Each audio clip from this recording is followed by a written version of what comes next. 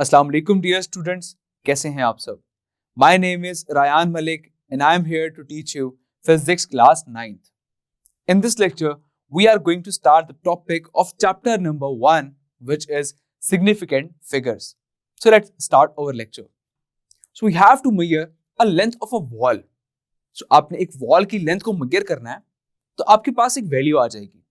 So is this measurement is correct or not?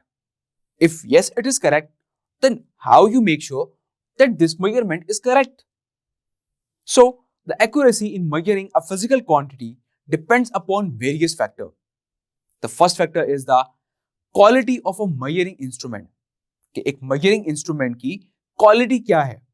क्या वो measuring instrument exact measurement ले सकता है भी या नहीं? या क्या उस instrument में कोई zero error तो मौजूद नहीं है?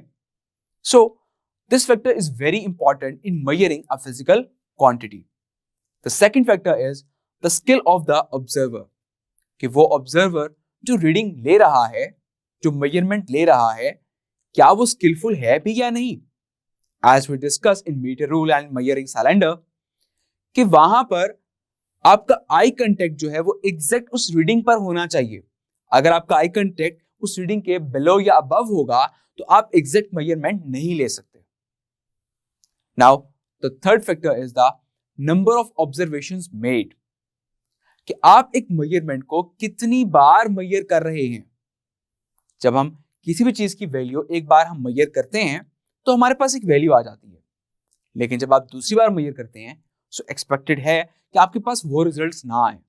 सिमिलरली हम डिफरेंट नंबर ऑफ ऑब्जर्वेशंस करते हैं and then at the end हम उन नंबर ऑफ ऑब्जर्वेशंस का एवरेज ले लेते हैं जिससे हमारे पास एग्जैक्ट मेजरमेंट आ जाती है. Now for example we have to measure a length of a book. तो हम एक बुक की लेंथ को मेजर करते हैं यूजिंग मीटर रूल और हमारे पास वैल्यू आ जाती है 18 centimetre. So here the 1 is the accurately known digit and the 8th is the first doubtful digit. So there are total two significant figures.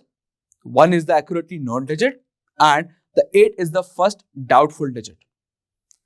अब हम अगेन उसी बुक की लेंथ को major करते हैं और हमारे पास आंसर आता है 18.4. सो 18.4 हमारे पास यहां पर आंसर आ रहा है. तो 1 और 8 जो है ये तो इसमें एक्यूरेटली नॉन है, लेकिन जो 4 है यहां पर ये डाउटफुल है. So there are total 3 significant figures. अब अगेन उसी मीटर रूल को यूज करते हुए आपने उस बुक की लेंथ को मेजर करना है और यहां पर हमारे पास वैल्यू आ जाती है 18.425 सेंटीमीटर. सो इस वैल्यू में सिग्निफिकेंट फिगर्स कितने हैं? नो. तो इस वैल्यू में 5 सिग्निफिकेंट फिगर नहीं है, बिकॉज जब भी हम मेजरमेंट ले रहे होते हैं तो आपने जरूर ये नोट करना होता है कि आप उसके लिए इंस्ट्रूमेंट कौन सा इस्तेमाल कर रहे हैं. एज आई सेड कि मैं यहां पर मीटर रूल यूज कर रहा हूं, तो मीटर रूल का लीस्ट काउंट क्या होता है? That is 1 millimetre which is equals to 0.1 centimetre. That mean कि पॉइंट के बाद सिर्फ ये एक डिजिट की वैल्यू तक मेजर कर सकता है. तो अगर मैं अपनी इस रीडिंग को देखूं जो कि 18.425 है, तो पॉइंट के बाद यहां पर 3 डिजिट्स आ चुके हैं, लेकिन जो मीटर रूल जो मैं इस्तेमाल कर रहा हूं वो तो पॉइंट के बाद सिर्फ एक डिजिट वैल्यू मेजर कर सकता है. दैट मीन कि 25 तो वो मेजर ही नहीं कर सकता. सो दिस शोज कि यहां पर जो नंबर ऑफ सिग्निफिकेंट फिगर्स हैं they are 3, 1, 8 and 4. 1, 8 are the accurately known digits and 4 is the first doubtful digit. So all the accurately known digits and the first doubtful digit are called significant figures. So now let's discuss some rules which help us to identify the significant figures.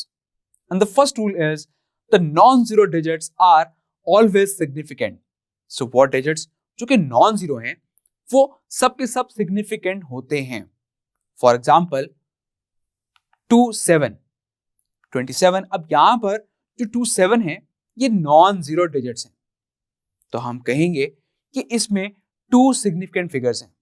Similarly 275, सो ये भी non zero है, तो हम कहेंगे कि इस case में 3 significant figures हैं। Clear? So this is the first rule which is the non-zero digits are always significant. Now, the second rule is zeros between two significant figures are also significant. तो वो zero जो कि दो significant figure के दरमियान में आ जाते हैं उन्हें भी हम significant figure कहते हैं. Like for example 2705. अब यहां पर 7 और 5 तो ये नॉन जीरो हैं, तो ये तो सिग्निफिकेंट फिगर होंगे ही. अब इनके दरमियान में जीरो आ रहा है तो ये जीरो भी सिग्निफिकेंट फिगर कहलाएगा. तो इस केस में हम ये कहेंगे कि there are total 4 significant figures. Clear? So now move towards the third rule. A third rule is the final or ending zeros on the right in the decimal fraction are also significant. तो final और ending zeros जो कि किसी भी decimal fraction में right side पर होते हैं उन्हें हम significant figures कहते हैं.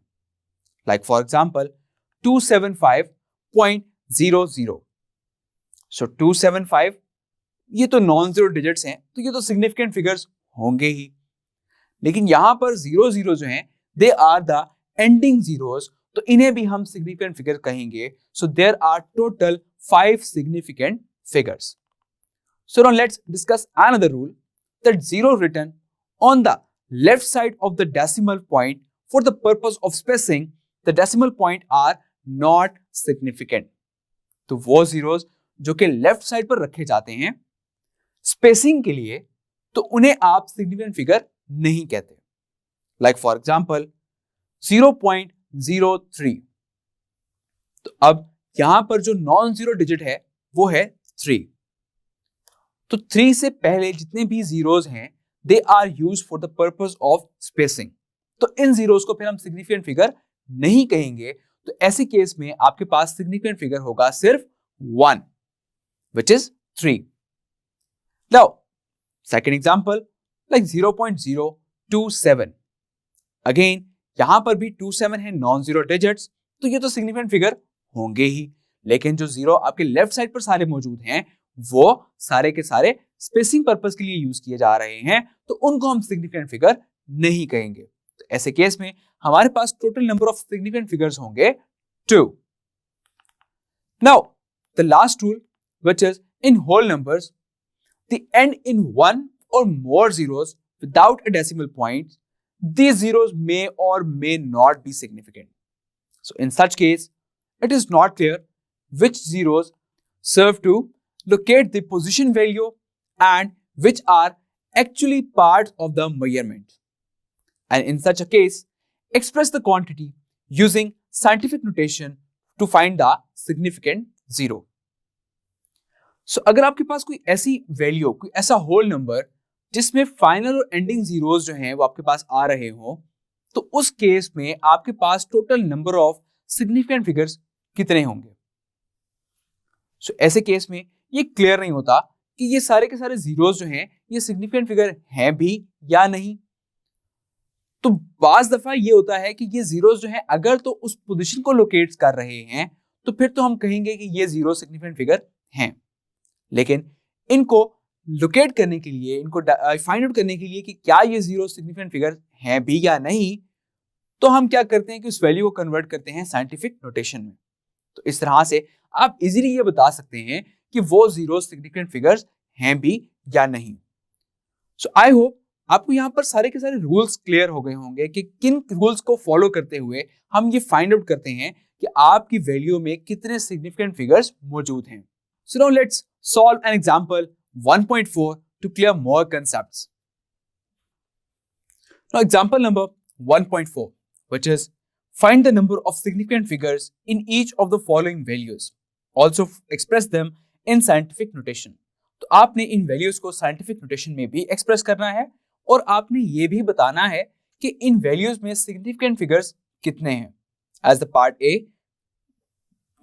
which is 100.8 seconds. तो इसको आपने कन्वर्ट करना है first of all scientific notation में. And you know very well कि साइंटिफिक नोटेशन में हम पॉइंट को मेंशन करते हैं फर्स्ट नॉन जीरो डिजिट के बाद. जैसा कि यहाँ पर फर्स्ट नॉन जीरो डिजिट है 1, तो पॉइंट को हम 2 डिजिट्स पीछे लेकर आ जाएंगे and it becomes that is equals to 1.008 into 10 raised to the power 2 seconds. So, अब यहां पर पॉइंट को हम ले आए 2 डिजिट्स पीछे and that is in the scientific notation. और यहां पर अगर हम नोट करें तो 1 और 8 जो कि नॉन जीरो नंबर्स हैं, तो हम कहेंगे कि ये 1 और 8 तो हो गए सिग्निफिकेंट फिगर्स, लेकिन अगर हम इन जीरोस को देखें तो ये जीरोस जो हैं ये इन दो सिग्निफिकेंट फिगर के दरमियान में आ रहे हैं, तो ये भी सिग्निफिकेंट फिगर्स कहलाएंगे। तो इस केस में हम ये कहेंगे कि नंबर ऑफ सिग्निफिकेंट फिगर्स हैं 4। Clear? Now part B, this is part ए।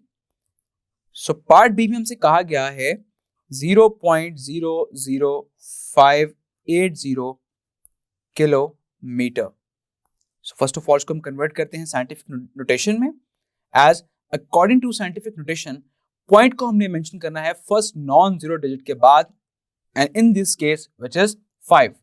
तो पॉइंट को हम 3 डिजिट्स आगे लेकर जाएंगे and it becomes 5.80 into 10 raised to the power -3 kilometre.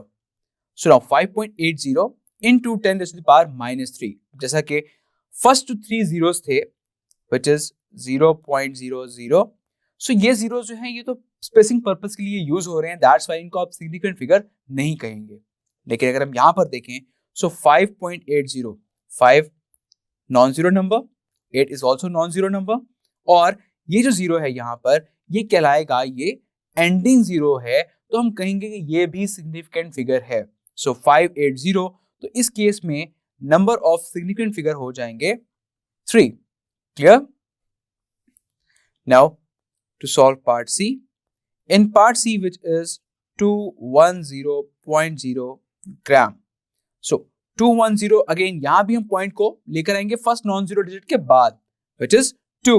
तो पॉइंट को आपको 2 डिजिट पीछे लेकर आना होगा and that is equals to 2.100 into 10 raised to the power 2 gram.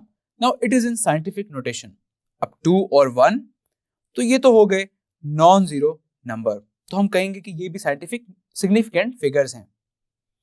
Now 00, these zeros are the final और एंडिंग जीरोस, तो इन्हें भी हम कहेंगे कि ये भी सिग्निफिकेंट फिगर्स हैं। तो इस केस में आपके पास जो सिग्निफिकेंट फिगर्स हो जाएंगे, they are total 4 significant figures in this case.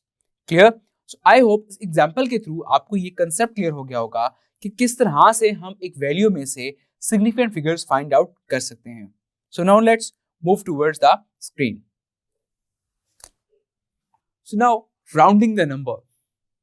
For example, if we have a number 1.943, अब जैसा कि लास्ट नंबर है 3, और अगर आपके पास लास्ट नंबर 5 से छोटा होगा तो हम सिंपली उस नंबर को वहां से रिमूव कर देंगे और हम आंसर में मेंशन करेंगे 1.94।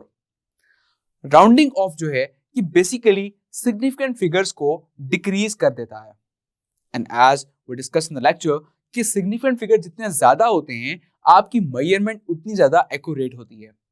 But rounding off decrease the number of significant figures, तो अगर हम यहां से 3 को रिमूव कर दें क्योंकि ये 5 से छोटा है, सो आपका आंसर आ जाएगा 1.94। So this decrease the number of significant figures to 3 digits.